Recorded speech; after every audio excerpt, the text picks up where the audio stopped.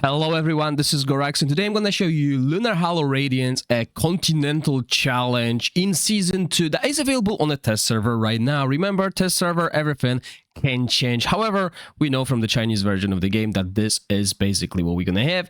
You see that we get certain rewards when we hit different points, and we can get Ardref at 450. Veteran players will have Ardref at Inspiration 5 already, but new players, Ardref is definitely worth it. She's a really powerful hero.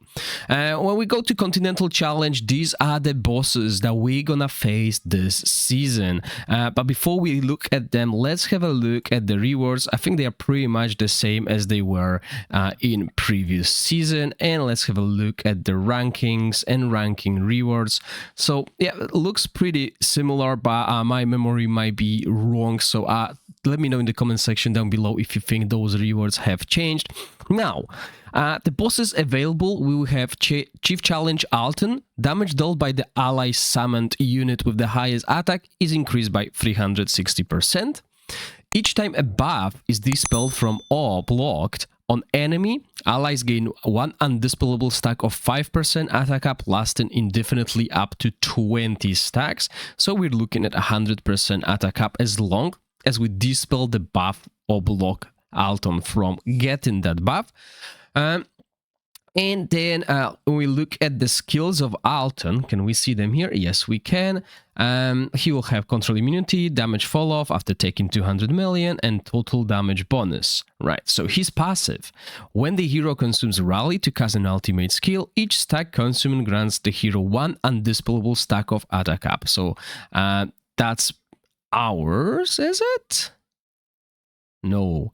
Right, so that's his. So when the hero consumes a Rally, when casting ultimate, each stack consumed grants the hero one undispellable stack. So we need to make sure we remove a Rally or we buff prohibit him. That's the way to mitigate the damage. Fire 6 orbs at random enemies, each dealing radiant damage with a 30% chance of getting Rally. Okay, so yeah, definitely need a buff prohibition at this stage or dispel. Fires 6 orbs at random enemies, so that's the same skill. And then ultimate and has the hero for 10 seconds. Fire orbs at random enemies, so a lot of random damage, and sometimes it can be bad because the orbs can hit multiple times. With a chance of granting Rally to allies, the following effects apply in order based on the number of Rally stacks consumed. So this is the brand new Alton with the new Rally mechanics. Increase each orb's damage, reduce the orb fire interval, and further increase each orb's damage. So yeah, in this case, you will definitely need someone to dispel or buff prohibit Alton so he avoids getting extra attack and demolishing our team. Obviously, on my channel, you will find all the guides as I will start creating them. Then we have Irzillas. Each time an ally's ultimate skill hits an enemy, the next cast of their ultimate skill deals 10% more damage. For each negative effect on the boss, their damage dealt decreases by 10% up to 5 negative effects. So this looks like it could be a good boss for the burn team, a poison team. I'm not sure about the Rally team. I mean, the top one does look really good for the Rally team, but the bottom one, yeah, well, we don't really apply a lot of negative effects with the Rally team. But let me know in the comment section down below what you think will be the best team against Irzillas. And let's have a look at his skill list. So his passive, each time an ally undead summon unit dies, there's a 100% chance to summon one skeleton where the undead summon unit dies. Skeletons summoned by this skill will not trigger the same effect again. And he's only got 2 skills. At 9 seconds, he will cast his Usurper Axe, summons 2 skeletons, dealing necrotic damage to enemies within range. So we'll try to avoid this, like we need to spread our heroes, so only tanks get this. For each ally undead summon unit on the field, the skill damage increases by 30%. So we definitely want to remove these skeletons and kill them as soon as. Deals necrotic damage to all enemies and inflicts attack penalty. So we definitely want to avoid attack penalty on this, so some debuff debuff immunity, or even dispel will work. Summon skeletons near the targets, then grant 20% attack and 30% damage up to a hero and all summon units for 10 seconds. Up to 2 skeletons can be summoned upon each skill cast. I believe we had Irzillas in the previous version of the game. So maybe some of the strategies will be valid, but obviously there won't be this extra buffs. The next one will be Talwer, everyone's favorite hero. Each time an ally deals derivative damage, they gain 1 undispellable stack of attack up, lasting indefinitely up to 200 stacks. Each time an ally deals derivative damage. So this probably would be good with poison team, because we will deal derivative damage when we apply poison. Each time an enemy takes derivative damage, their next derivative damage taken is increased by 40%. This effect stacks up to 5 times and resets if no derivative damage is taken within 2 seconds. So while I think Flora would be good here as well, no one else besides Flora does the derivative damage. So that is something we might consider. Burn team, maybe, I'm not sure about that. But yeah, let me know in the comment section if you remember what we used last season here. And let's have a look at his stats, skills. So each negative effect on enemies on the field grants 2% damage reduction to the hero. So we can dispel that to avoid it or get that debuff immunity. I think control immunity will be crucial here as well, unless we have a good placement, because he plants a mushroom near the enemies. The mushroom has 100% chance of inflicting taunt for 5 seconds to enemies globally. When the mushroom dies, deals poison damage to enemies within a range with 100% chance of inflicting stun, which can really destroy our, what's it called? Rotation. But again, bringing a support that can share his resistance will help with that, and 100% chance of inflicting healing prohibition. Yeah, so that definitely will need to be done. We need the extra resistance on our damage dealers to avoid healing prohibition, because he might have enough damage to kill us. Then we'll look at her ultimate, which is Spore Storm. Releases a spore cloud lasting 4 seconds that deals poison damage to enemies globally every 0.8 seconds with a 100% chance of inflicting attack penalty and enlightenment penalty. Yes, we need resistance here. Each instance of damage transfers 1 negative effect from one enemy to another random enemy. Yeah, resistance will be crucial here. And then we move on to Auster. For each debuff stack on the boss, the damage taken increases by 4% up to 60 stacks counted. Each debuff stack, that's where we will bring poison. The stacks, the buffs stack, right? So quite a lot we can get. Plus with the new hero, we can even get more debuff stacks on the enemy.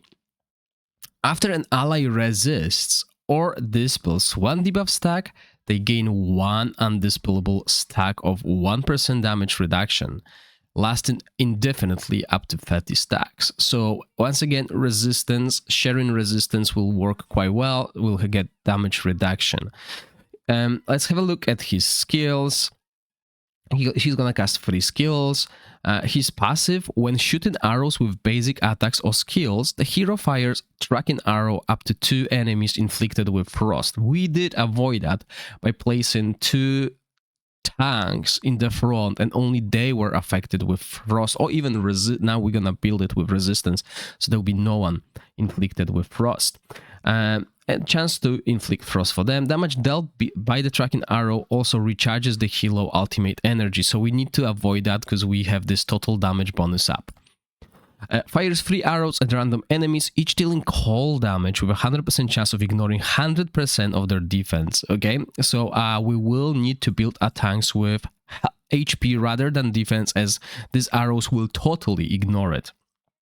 And I mean, this goes for random enemies really, so more HP rather than defense.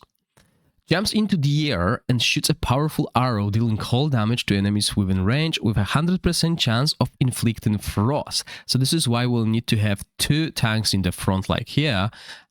1 range here, 1 range somewhere here, and 1 here. So that will mitigate that diamond shape box of hitting, so we'll avoid that. The tracking arrows attached to the skill will fire to at all enemies within range and deal higher damage. So yeah, that's why we want to have this damage mitigation as much as possible, and debuff stacks as well. So I think the poison team will work quite well against that one, but let me know what you think about it. And then we move to Chief Challenge Journ. Last season we used the Rally team against that, I believe. So let's see. For each buff held by allies, the damage dealt by their ultimate skill is increased by 40% up to 10 stacks counted. So yeah, Rally team does bring a lot of buffs.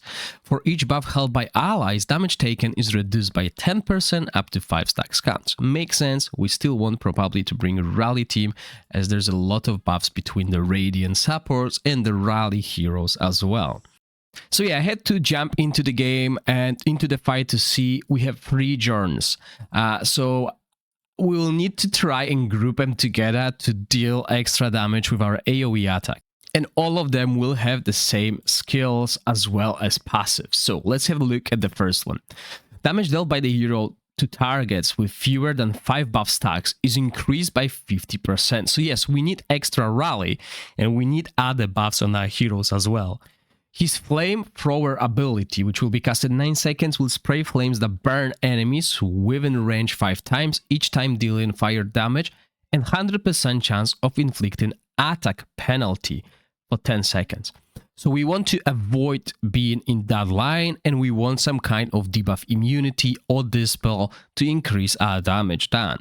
So this will be hard with 3 of them on the battlefield. We'll probably take a hit from 2 at least. And maybe if we move them, then maybe only 1. Deals fire damage to enemies within range with a 100% chance to dispel 1 buff from them. So with 3 Journs, we're gonna suffer that 3 times. So 3 of our buffs can be dispelled, and then that can trigger the passive with extra 50% damage increase. So this boss will require a good placement and good hero selection. And lastly, we have Grishnaar. Crit damage dealt by allies is increased by 100%. Each time a buff is dispelled from or blocked on an enemy, allies gain 1 undispellable stack of 10% attack up, lasting indefinitely up to 10 stacks. So we're looking at 100% extra attack. So what does Grishnaar do? Grishnaar's passive. The hero takes 50% less non-crit damage. We need to build our heroes with crit strike. So those heroes would be Dauntless heroes that scale with crit and crit rate. Ivelios will do less damage because he will not be critting, he will be doing derivative damage here instead. So keep that in mind. We need heroes that are based on crit rate. So Lothier, the Flora will not do well. This might be a team for Ice Blast team because they do all scale with crit rate. His battle skill gain 30% attack, 40% damage up, and defense up for 10 seconds. We want buff prohibition or dispel.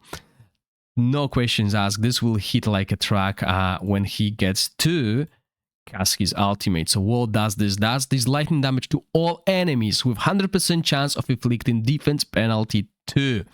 Yes, we want to either buff prohibit it before the cast or dispel all the buffs before the ultimate hits. We need to mitigate that. Obviously, the first rotation, the boss will not do enough damage to take us down, so we can let it go and buff prohibit here on the second rotation, and then the boss is just easy because his damage will go down significantly, and we can build a resistance to mitigate the defense penalty. Now, that's all about these bosses. Let me know in the comment section down below which team you think will work best against each of these bosses. I want to hear your opinions, and maybe you watched the Chinese version of the game videos from previous season or other content creators and have a solid idea what we should do here. I'll try and stream those bosses in the next upcoming days, as I know people want to get ready for this, as this is a vital part of the season. and we need to get ahead and prepare strategies on it. Once again, if you have not used my code yet, use Gorax1 with capital G in the content creator bond to support me and get some free rewards, as well as an enter to giveaways where I just post the codes when we get them. And thank you all for watching. Stay safe. Bye.